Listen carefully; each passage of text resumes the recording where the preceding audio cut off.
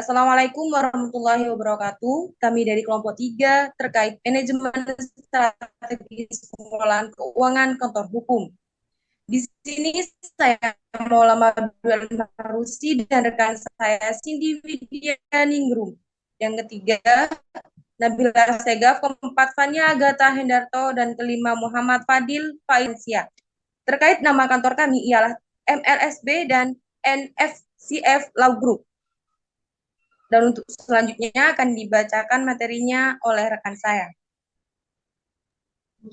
Visi dan misi kantor hukum dinamis yang dibangun untuk menjawab kebutuhan masyarakat terhadap jasa bantuan hukum yang berkualitas dengan mengutamakan kepuasan klien atas jasa profesi.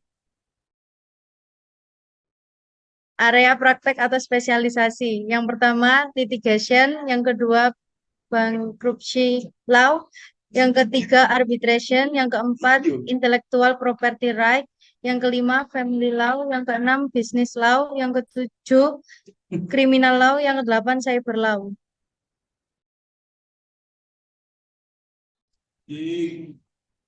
Struktur organisasi MLSB and VCF Love Group. Yang pertama, managing partner. Ada Maula Maduli SH MH. Terdapat partner. Yang pertama Cindy Widya SHMH dan Nabila Asegaf SHMH. Terdapat junior partner Fanya Agatha SHMH dan senior associate Emmanuel Budi SHMH, junior associate Muhammad Fadil SHMH dan paralegal Sinta Lorencia SHMH.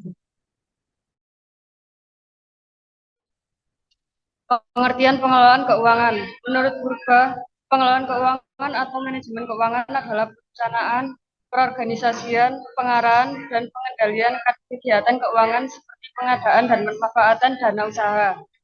Sedangkan menurut Anwar, manajemen keuangan adalah suatu disiplin ilmu yang mempelajari tentang pengelolaan keuangan perusahaan baik dari sisi pencarian sumber dana, pengalokasian dana, maupun pembagian hasil keuntungan perusahaan.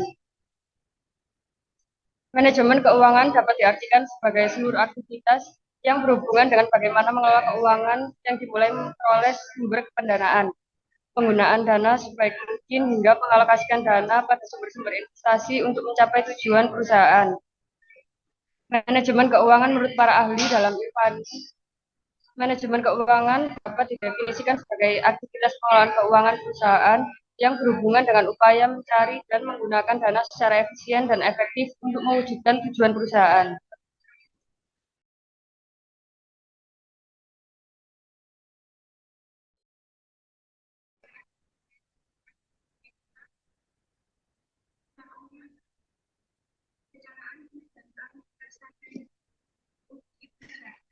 Anggaran mulai dari perencanaan sampai dengan pengalokasian supaya efisiensi dan efektivitas anggaran biar tercapai.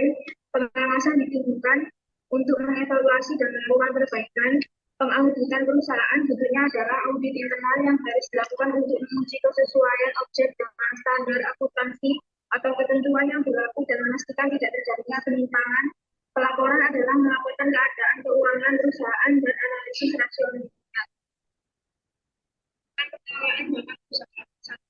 Maksimalkan nilai perusahaan saat menjaga stabilitas finansial dalam situasi yang kontrol. 3. Memperkecil risk perusahaan saat ini dan masa yang akan datang.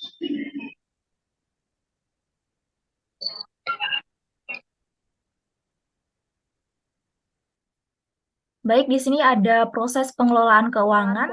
Jadi menurut Kuswandi, analisa keuangan merupakan fondasi keuangan yang dapat memberikan gambaran kesehatan keuangan perusahaan baik saat ini maupun di masa lalu sehingga dapat digunakan untuk pengambilan keputusan bagi para manajer perusahaan yang berkaitan dengan itu dalam rangka meningkatkan kinerja di masa yang akan mendatang. Terdapat 4 kerangka dasar pengelolaan keuangan, yakni perencanaan atau kegiatan, menetapkan tujuan organisasi, dan memilih cara untuk yang terbaik untuk mencapai tujuan tersebut.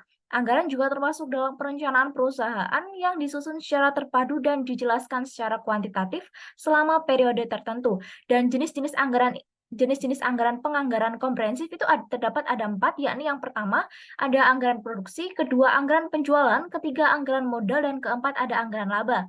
Yang kedua ada pencatatan, yakni adalah kegiatan mencatat transaksi keuangan yang telah terjadi. Penulisannya ini adalah secara kronologis dan juga sistematis, dan sebelum memulai pencatatan harus memahami prinsip dasar dari pencatatan transaksi keuangan yang sama dengan dasar akuntansi, yaitu dengan rumus harta sama dengan hutang plus modal atau aktiva sama dengan pasiva. Dan yang ketiga ada pelaporan, yakni adalah langkah selanjutnya setelah selesai memposting ke buku besar dan buku besar pembantu.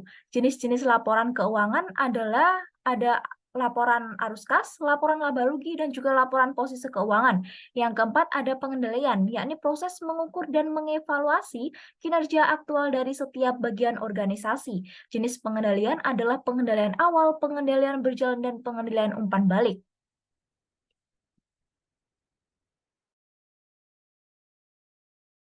Tertib administrasi pengelolaan keuangan. Hartati 2014 menyatakan mengorganisasikan administrasi sebenarnya merupakan pekerjaan yang sederhana dan tidak terlalu rumit.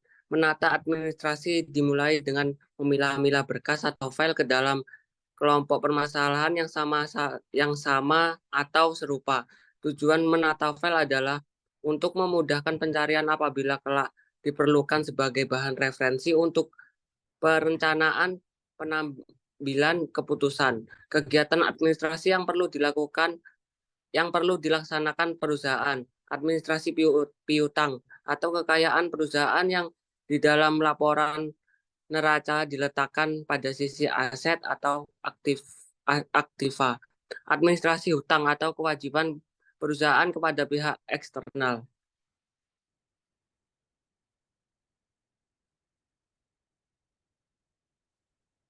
Administrasi persediaan kekayaan perusahaan dalam neraca akun persediaan diletakkan pada sisi aktiva di bawah akun piutang. Administrasi aset tetap atau kekayaan perusahaan yang di dalam neraca diletakkan pada sisi aset di bawah persediaan. Administrasi kas atau kekayaan perusahaan yang di dalam neraca diletakkan pada sisi aset dan ditempatkan paling atas. Next, Mbak.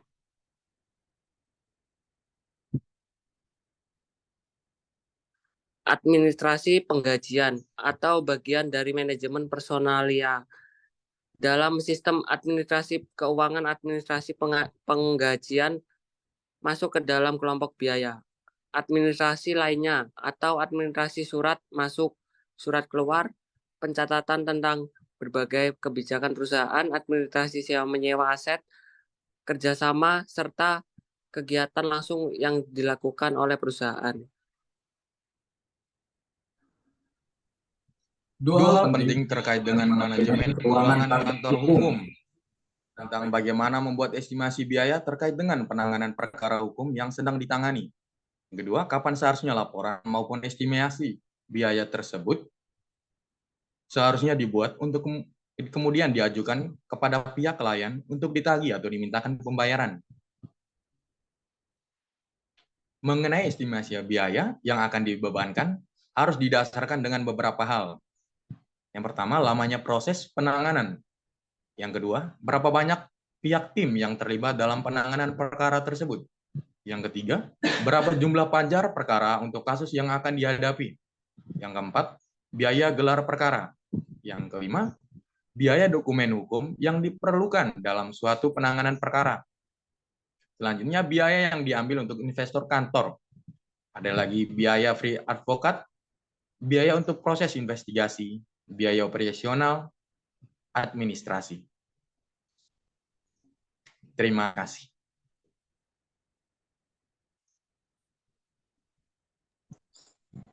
Baik, terima kasih atas presentasinya yang telah diberikan. Dan untuk teman-teman yang lain, saya harap yang menonton video ini paham terkait materi yang telah saya dan rekan saya jelaskan. Sekian, terima kasih. Wabillahi taufiq wal hidayah. Wassalamualaikum warahmatullahi wabarakatuh.